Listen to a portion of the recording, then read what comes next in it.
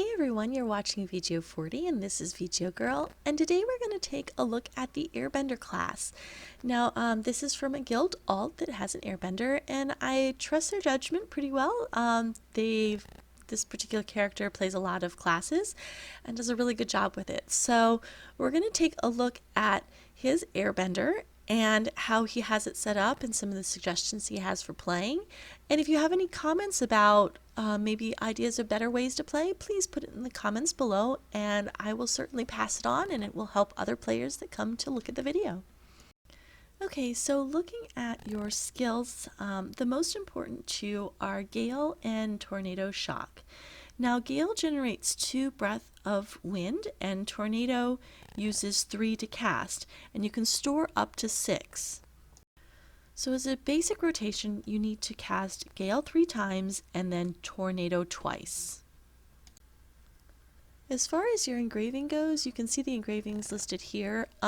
Now this is the most important one for Gale. You have to have the level 2 engraving on Gale, and this will allow you to do those 3 rotations that you need for Gale. Now this view of a character doesn't let me see the inscriptions. However, you want to get Eye of the Hurricane for your inscriptions, because that will do a 20% damage boost for 15 seconds at level 10.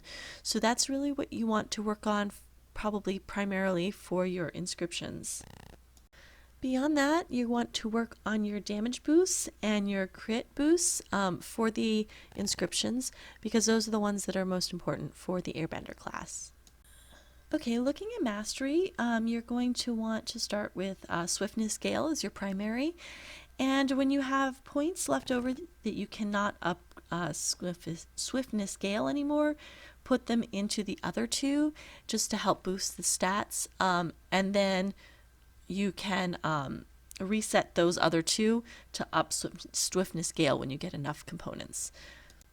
Okay, so this setup is still a work in progress from switching from another class, but here you're going to want most of your points in Combat Master. And I do have a note that for talents, it's a physical damage class, not a magical damage class, so definitely go for those crits, the attacks, and those sort of things.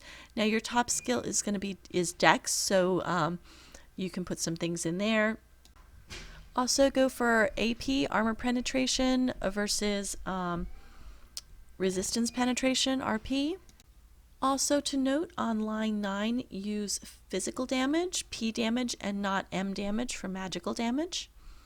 Okay, so this is where the work in progress is still a little bit more obvious. Here we have a lot of haste, which is not correct. You actually want crit damage and Dex for your sigils.